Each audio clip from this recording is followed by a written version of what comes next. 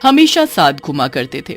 वो दोनों मरने से पहले पति पत्नी थे और दोनों की मौत दिवाली वाले दिन एक एक्सीडेंट में हो गई थी। मरने के बाद दोनों भूत और चुड़ैल बन गए और यहाँ से वहाँ भटकने लगे। उनको एक जगह रहना बिल्कुल भी पसंद नहीं था। उनको मरने से पहले भी घूमने का बहुत शौक था और मरने के बाद भी उनको घूमने का उतना ही शौक था। एक दिन वो हमेशा की तरह कोई नई जगह घूम रहे थे, पर उनको वहाँ कुछ ठीक नहीं लग रहा था। यहाँ कितनी शांति है, दिवाली आने वाली है और इतनी शांति, बड़ी अजीब बात है। हाँ, तुम बिल्कुल ठीक बोल रही हो। दिवाली से 1 महीना पहले लोग उसकी तैयारी में लग जाते हैं, पर यहाँ तो लग ही नहीं रहा कि 10 दिन बाद दिवाली है। तभी वहाँ उनको कुछ गरीब बच्चे मिट्टी में खेलते दिखते हैं। उसके बाद वो दोनों भूत और चुड़ैल पूरे गांव में घूमते हैं और उनको गांव की हालत देखकर समझ आ जाता है कि यहाँ आखिर दिवाली के मौके पर भी इतनी शांति क्यों है। यहाँ तो बहुत ही गरीबी है। हाँ, सभी लोग बस अपना मेहनत में लगे और बच्चे खेल में। मैं सोच रही हूँ कि क्यों ना हम इस बार इन बच्चों की दिवाली को यादगार बना दे। पर वो कैसे? यहाँ कोई खाली जगह पटाखे की दुकान खोलकर हम बच्चों को फ्री में पटाखे देंगे और सोचो ये बच्चे कितने खुश हो जाएंगे। हाँ, ये तो बड़ा अच्छा आइडिया है, पर हमारे पास उसके लिए पटाखे भी तो होने चाहिए। तो चलो पहले हम कहीं से पटाखों का इंतजाम करते हैं। बस फिर दोनों भूत और चुड़ैल निकल पड़ते हैं पटाखों की तलाश में। उनको फिर आसपास कुछ छोटी मोटी पटाखे की दुकान दिखती है और भूत वहाँ से पटाखे चुराने के लिए बोलता है। नहीं नहीं, हम इन गरीब दुकानदारों के पटाखे नहीं लेंगे। ये भी बेचारे 2 पैसे कमाने बैठे हैं। अगर हम इनके पटाखे चुरा लेंगे तो इनको तो नुकसान हो जाएगा। अरे तो फिर हम पटाखे लाए कहाँ से? चलो मेरे साथ, मुझे पता है हमें पटाखे कहाँ से लेने हैं और किसी को कोई फर्क भी नहीं पड़ेगा। चुड़ैल उस भूत को अपने साथ दूर एक जगह लेकर जाती है जहाँ पटाखों की बहुत ही बड़ी फैक्ट्री होती है। उस फैक्ट्री में चारों तरफ बस पटाखे ही पटाखे बन रहे होते हैं। ये वो जगह है जहाँ से हम अगर कुछ पटाखे चुरा भी लेंगे तो किसी को कोई फर्क नहीं पड़ेगा। चलो फिर जल्दी करो, किस बात का इंतजार?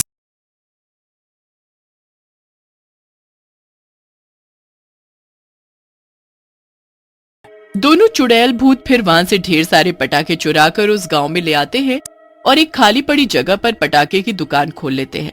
अब हमको अपना अपना भेष बदलना होगा, वरना हमें देखकर सब डर कर भाग जाएंगे। हाँ, सही कहा तुमने। दोनों जादू से अपना अपना भेष बदल कर आम लोगों की तरह बन जाते हैं। उसके बाद वो दुकान में अच्छे से पटाखे सजाने लगते हैं और दुकान के बाहर एक बोर्ड भी लगा देते हैं जिस पर लिखा होता है पटाखे की दुकान। अब उनको ग्राहक के आने का इंतजार रहता है। धीरे धीरे करके अब वहाँ लोग आना शुरू हो जाते हैं और सबसे ज्यादा बच्चे। अरे भैया, ये हमारे गांव में पटाखे की दुकान कब खुल गई? अरे वाह, अब तो हम भी पटाखे खरीदेंगे और दिवाली मनाएंगे। हाँ चुन्नू, चल मम्मी से पैसे लेकर आते हैं। सब लोग दूर से ही पटाखे की दुकान देखते रहते हैं, पर किसी की भी हिम्मत उस दुकान पर जाने की नहीं होती।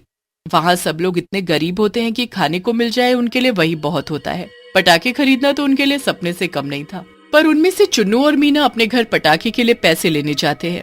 जब वो अपनी माँ को पटाखे की दुकान के बारे में बताते हैं तो पहले तो उनकी माँ बड़ी हैरान होती है, पर फिर वो बच्चों को डांट कर भगा देती है कि उसके पास कोई पैसे नहीं है। बेचारे बच्चे उदास मुंह लेकर वापस उस पटाखे की दुकान के बाहर आकर खड़े हो जाते हैं और दूर से ही पटाखे देखकर खुश हो रहे होते हैं। अरे ये लोग तो दूर से ही देखे जा रहे हैं, आखिर ये दुकान पर आ क्यों नहीं रहे? अरे कैसे आएंगे, उनके पास पैसे नहीं होंगे ना पटाखे के लिए, तो फिर कैसे आएंगे?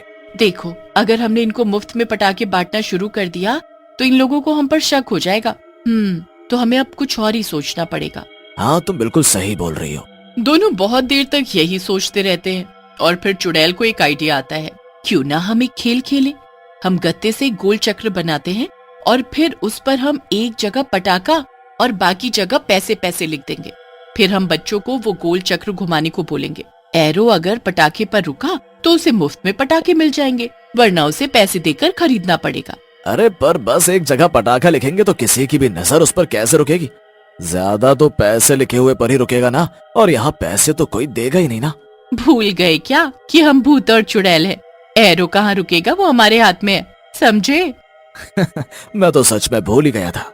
बस फिर दोनों यही तरकीब लगाकर एक गोल चक्र बना लेते हैं और बच्चों को उसे खेलने के लिए बुलाते हैं। बच्चे और बड़े ये सुनते ही बड़े खुश हो जाते हैं और फिर एक एक करके वो अपनी किस्मत आजमाने चल पड़ते हैं। क्या ये गोल चक्र घुमाने के आप हमसे पैसे लोगे? नहीं नहीं, कोई पैसा नहीं, एकदम मुफ्त। चलो आओ, जल्दी से चक्र घुमाओ। मीना उस गोल चक्र को घुमाती है और एरो जैसे ही पैसे पर आकर रुकने वाला होता है कि भूत जादू से उसे पटाखे पर कर देता है। मीना खुशी से उछल पड़ती है और वहाँ खड़े सारे बच्चे ताली बजाने लगते हैं। अरे वाह, इस छोटी बच्ची की किस्मत तो बड़ी तेज है। आओ बच्ची, ये लो पटाखे और दिवाली पर खूब जलाना। मीना पटाखे लेकर बड़ी खुश होती है। आखिर जिंदगी में पहली बार उसको पटाखे मिले होते हैं। मीना को देख अब बाकी बच्चे भी एक एक करके गोल चक्र घुमाने आते हैं और हर किसी का एरो पटाखे पर ही आकर रुकता है। भूत चुड़ैल पूरा दिन बच्चों को मुफ्त में पटाखे बांटते हैं। पूरे गांव में पटाखे की दुकान की चर्चा होने लगती है। हर जगह बस उनका ही नाम होता है। रात तक गांव के जाने कितने लोग गेम खेलकर मुफ्त के पटाखे जीत जाते हैं। उसके बाद भी लोगों का आना बंद नहीं हो रहा होता। अरे अब तो रात हो गई, हमें जाना चाहिए। हम इतनी देर रात तक अपना भेष बदल कर नहीं रह सकते। इनके सामने अगर हमारा असली भूत और चुड़ैल का रूप आ गया तो बहुत दिक्कत हो जाएगी। हाँ हाँ, ठीक कहती हो तुम। मैं दुकान बंद करता हूँ और इनको कल आने को कहता हूँ। सब लोग भीड़ लगाकर खड़े होते हैं और फिर राजू उनको अगले दिन आने को बोलता है। देखिए, बहुत रात हो गई है, अब हमको दुकान बंद करनी पड़ेगी। अब हम कल सुबह दुकान खोलेंगे, आप लोग कल आना। अरे भैया, तो कल भी तो ऐसे ही गेम खिलाओगे ना? हाँ हाँ बिल्कुल, तुम सब चिंता मत करो और बस अब कल आना। ठीक है भैया, हम कल आते हैं। सबके जाने के बाद रामबती और राजू अपने भूत और चुड़ैल के रूप में आ जाते हैं। आज तो हमने काफी पटाखे बांट दिए, अब हमारे पास कल के लिए ज्यादा पटाखे नहीं बचे। तो कोई बात नहीं, हम फिर से उसी फैक्ट्री से कुछ पटाखे उठा लाते हैं। हमें बस इस बार गांव की दिवाली धूमधाम से मनवानी है। हाँ बस उस रात भी दोनों भूत और चुड़ैल उस फैक्ट्री से पटाखे उठाकर अपनी दुकान में लेकर रख लेते हैं। अगले दिन वो फिर से रामबती और राजू के भेष में आकर गांव वालों को खेल खेल में ढेरों पटाखे बांट देते हैं। हर रोज गांव वाले आकर खूब सारे पटाखे जीत कर ले जाते हैं और किसी को भी शक नहीं होता कि पटाखे की दुकान किसी भूत और चुड़ैल की है। ऐसे ही करते करते अब गांव के हर घर में पटाखे होते हैं और सबको दिवाली का बेसब्री से इंतजार रहता है। कुछ दिनों बाद दिवाली आ जाती है। बच्चे सुबह से पटाखे के डिब्बों पर नजर लगाए रहते हैं। हर घर में खुशियां ही खुशियां और दिवाली की तैयारी चल रही होती है। पहली बार गांव में दिवाली की रौनक देखने को मिल रही होती है। ये सब देख दुकान में बैठे रामबती और राजू बड़े ही खुश होते हैं। आखिरकार हमने वो कर दिखाया जो हम चाहते थे। अब हमें यहाँ से चलना चाहिए, हमारा काम हो गया। हाँ चलना तो चाहिए, पर मैं यहाँ रुककर इनकी दिवाली देखना चाहता हूँ। देखना चाहता हूँ कि इन बच्चों के चेहरे पर इन पटाखों को जलाकर कैसी खुशी आएगी। हाँ ये तो तुमने सही कहा, ये तो मैं भी देखना चाहूंगी। बस फिर शाम हो जाती है और हर घर में दिए जले होते हैं। बच्चे पूजा करने के बाद घरों के बाहर अपने अपने डिब्बे लेकर आते हैं। आओ आओ सब बच्चे आ जाओ, सब मिलकर पटाखे जलाएंगे, बड़ा मजा आएगा। सब बच्चे बाहर आ जाते हैं और अपने अपने पटाखे जलाने लगते हैं। हर तरफ पटाखे ही पटाखे जल रहे होते हैं और बच्चों के चिल्लाने की खुशी सुनाई पड़ रही होती है। हर तरफ बस खुशी ही खुशी होती है, जिसे देख रामबती और राजू के चेहरे पर भी मुस्कुराहट आ जाती है। ऐसी दिवाली तो मैंने पहली बार देखी है और सच में ये दिवाली मेरी सबसे अच्छी और यादगार दिवाली है। सच कहती हो तुम, ये दिवाली कुछ अलग ही है। दूसरों की खुशी में जो खुशी मिलती है उसका कोई जवाब नहीं। रामबती और राजू दूर खड़े सबको दिवाली मनाते देख ही रहे होते हैं कि तभी उनके पास गांव के कुछ लोग मिठाई लेकर आते हैं। आज तुम्हारी वजह से हमारे गांव में हम दिवाली मना पा रहे हैं। हमारे गांव के बच्चों ने तो कभी पटाखे देखे भी नहीं थे। सच में जो आपने किया वो कोई नहीं करता। कितने ढेरों पटाखे आपने मुफ्त में बांट दिए। अरे बस, ये तो आप लोगों की खुशी के आगे कुछ भी नहीं है। तो बस फिर ये मिठाई हमारी तरफ से आप लोग स्वीकार कर लो तो हमें बड़ी खुशी होगी। राजू और रामबती वो मिठाई ले लेते हैं और बड़े खुश होते हैं। उसके बाद वो वहाँ से चले जाते हैं। पर हर साल वो उस गांव में अपनी पटाखे की दुकान खोलकर बच्चों को मुफ्त पटाखे बांटते हैं।